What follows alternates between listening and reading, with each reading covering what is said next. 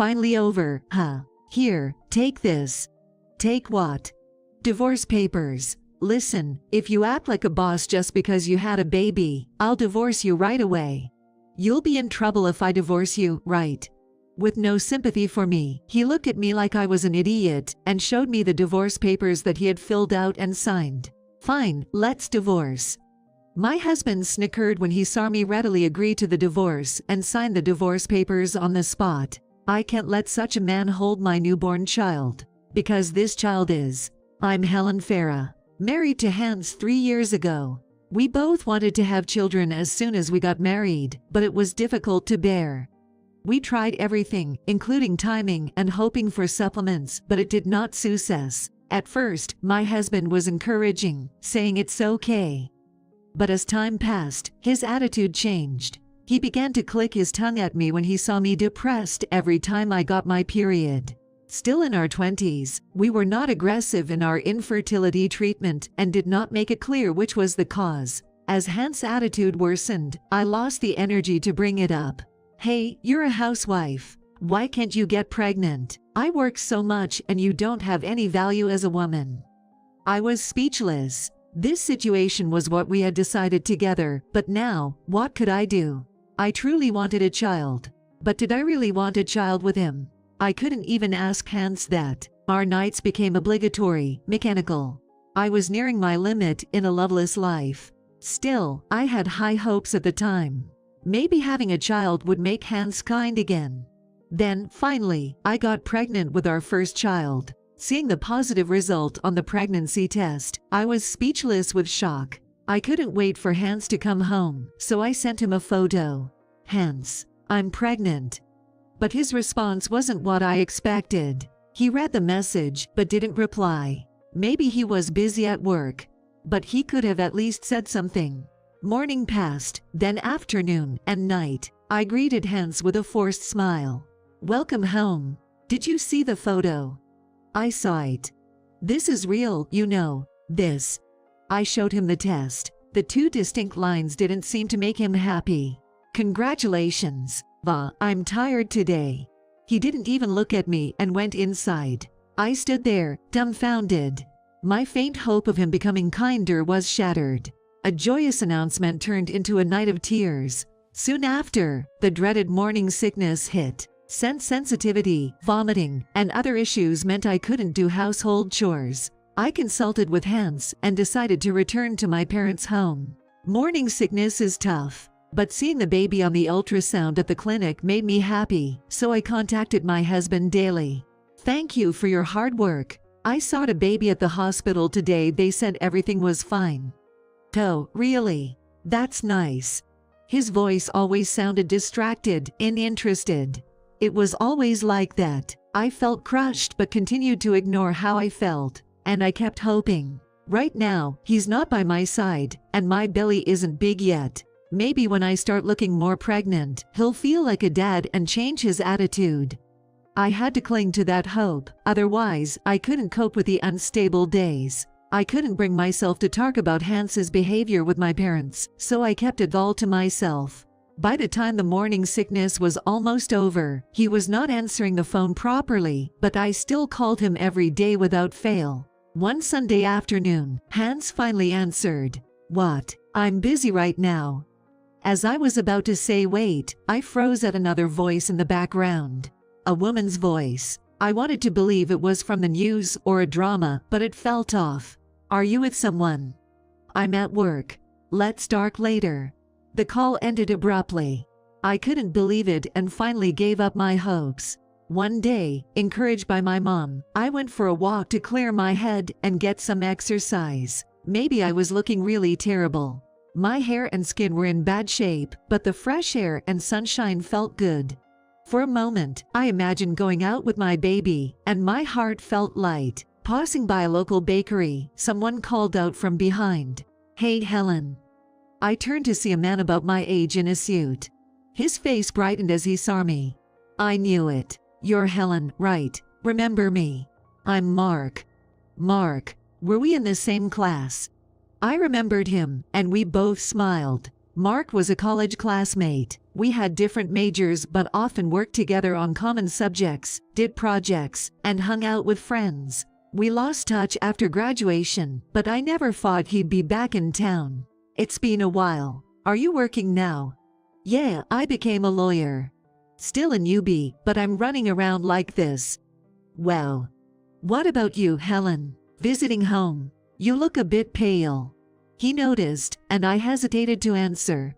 Seeing this, Mark suggested grabbing a coffee nearby. I ordered a hot cocoa and shared my current situation. I married after graduation and was now pregnant. With the morning sickness, I couldn't manage housework, so I left Hans at our home and came back to visit. When our drinks arrived, I decided to bite the bullet and talk about it. It's embarrassing to say this suddenly, but I think my husband might be cheating. Really? Any evidence or something that made you notice? No evidence yet, but now it feels like I'm living alone. He doesn't answer calls, and when he does, I think I hear another woman's voice. I talked through my tears, forgetting even my cocoa. I felt embarrassed, wanting to blame it all on pregnancy hormones. Mark stayed calm as he listened. Then he said, looking at me straight, I can help. Not just as a lawyer, but as a friend too. His words were a lifeline to me, trapped in my situation. This time, I just broke down and cried. I was aware of the looks from the clerk and others, but I couldn't stop my tears at Mark's words saying it's okay. Thus, in addition to my parents, I gained a strong, lifelong confidant. First, he introduced me to a detective agency. Understanding the current situation is crucial, he said. The results were clear: infidelity. The other woman was the daughter of a business associate. Hans took advantage of my absence and met frequently with her, without any caution. Evidence was easy to gather. When my morning sickness ceased and I was nearing my stable period, Mark and I discussed more. Divorce was inevitable. I couldn't live with Hans anymore. But I decided not to abort the child. For now, my priority was to safely give birth, with divorce and alimony to be dealt with later. Thinking about registry and other formalities, moving around in my pregnant state seemed hard. Despite the pain of morning sickness, I'm a mother now. My unborn child depended on me. I must stand firm here. I learned the hard way about protecting myself without relying on a partner, but it made me stronger. Following my parents' advice, I returned home mid-pregnancy. There was not a trace of happiness on Hans' face when he welcomed me. He was indifferent even to my growing belly. His verbal abuse, which started even before pregnancy, got worse. What's with that dazed walking? Can you even be a good mother? Don't think that just because your belly is getting bigger, it means I'm going to be nice to you. Do you think you deserve to be cared for just because you finally fulfilled your duty as a woman? If you're back, you should still do your job as a housewife. I didn't know if he would even understand anything I said. He had changed so much since we got married. I secretly recorded his rants on my phone and played them for Mark, who was speechless. Was he like this since you got married? No. It started gradually when we couldn't have a child. I couldn't fully comprehend the reason. Maybe his heart had moved on to the other woman, and he wanted to degrade me further. I felt no more affection for the man I was about to divorce. Still, it hurt. Being able to talk about these abusive words and actions with Mark, who collected evidence of infidelity and domestic violence, was a relief. I had discussed future plans with my parents, but Mark also listened as a professional and a friend. His presence was a huge support in my first childbirth, filled with anxiety. Then I entered the last month of pregnancy, and the day of delivery arrived. I started labor without Hans' help and took a taxi to the hospital. In the labor room, my parents were my only support. And then, Mom, you did great. It's a healthy baby girl. I was able to give birth safely. It took some time, but the progress afterwards was also good. My parents' cheeks loosened with the birth of their grandchild. Seeing their expressions, I truly felt glad I had the baby. In the hospital room, I took a moment to rest, enduring the postpartum fatigue and pain, and spent some calm time until Hans arrived. Finally, it's done. Here you go. What's this? Divorce papers. Listen, if you act like a boss just because you had a baby, I'll divorce you right away. You'll be in trouble if I divorce you, right? I have my responsibilities too, so depending on your attitude, I might stay. With no sympathy for me, he looked at me like I was an idiot and showed me the divorce papers that he had filled out and signed. Instead of showing any concern or even looking at the child, he always tried to assert his dominance. Feeling irritated from the pain, I decided to make my farts clear. Fine, let's divorce. As I firmly stated that, Hans went silent for a moment. His eyes widened in shock. No. What are you going to do with the child if we get divorced? You're going to raise her all by yourself. You're a housewife, there's no way you can do it. Thanks for your concern, but I'll be fine. I'm going back to my parents' house as soon as I'm discharged. My stuff's already been sent there. I'll file the divorce papers on the way. I snatched the divorce paper from Hans' hand. Pulling a table closer, I quickly filled out and signed my part. How convenient that his part was already completed. Continuing in that vein, I presented evidence of his infidelity. I could sense Hans' face turning pale. Wait a minute. No, it's just a joke. The divorce paper was just for show. His excuse was cut off by a knock. Turning around, Hans muttered, "Who are you?" "Nice to meet you." "Are you Helen's husband?" "I am her lawyer." "A lawyer?" Mark, dressed in a crisp suit. As soon as Hans received the business card, who kept glancing at me and Mark alternately. Just in time. "I have a favor to ask. Please handle this." I quickly handed the divorce paper to Mark. "Hans, this man is my lawyer. So, from now on, you'll need to speak through him." "Talk about what?" "Can't stand a wife as cheeky as me, right?" Faced with a side of me he'd never seen before, Hans was taken aback. Even I was surprised at how strong I could be in this state. Nodding to Mark, we moved on to the specifics. Mark explained matter-of-factly about the evidence of infidelity and emotional abuse, the possibility of a lawsuit if there was no agreement on alimony or discussion. Abuse. The one who's uncomfortable here is me.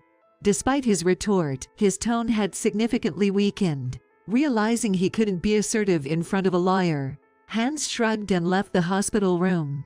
It took some time, but the divorce was finalized without issue. Through Mark, I was able to contact the woman Hans had an affair with. According to what we were told, they met at a business partner's anniversary party. Whatever it was, Hans was the first one to make a fierce attack, saying he had fallen in love with her at first sight. Apparently, Hans was a high-performing salesman, and they quickly developed a relationship. The party coincided with a time when Hans was becoming frustrated with inability to have children. I wonder if he was planning to divorce me someday, making me think that I was the reason we couldn't have children. But divorcing would also tarnish his reputation. Maybe Hans was planning to keep taking out his frustrations on me. His boss and the entire company he worked for soon found out about the affair. Given the circumstances, even if he was transferred far away, it wouldn't be comfortable for him. Hans decided to resign on his own terms. As for me, I'm in the midst of the challenges of first-time parenting. A few months in, and the baby is getting chubbier and even more adorable. She's become such a beloved presence that I can almost forget her father is Hans. I don't feel lonely after the divorce, because Mark has become my new partner. Mark, who spent a lot of time with me since our college days, apparently couldn't hide his feelings for me after graduation. Our re-encounter, and then the unexpected consultation about the affair and divorce, made his feelings grow. But back then, I was married and pregnant. Responding to his feelings would have been an outright affair. Though I had long been fed up with Hans, I was already drawn to Mark, but I decided not to get carried away. I told him I'd think about it seriously after giving birth and completing the divorce. When I learned of Mark's feelings, I was truly happy. Even with a child from such a husband, Mark said he wanted to raise her as his own. I think that's something not easily said without serious commitment. Speaking of commitment, I realized after a while postpartum how truly tired I was, emotionally, from heading towards divorce. There were things to say, and things to keep silent about, discerning between them. Like in the hospital room. If I had carelessly talked about Mark to Hans, he could have accused me of having an affair too. In the hospital, we were strictly lawyer and client. I had no choice but to say I could manage the baby alone.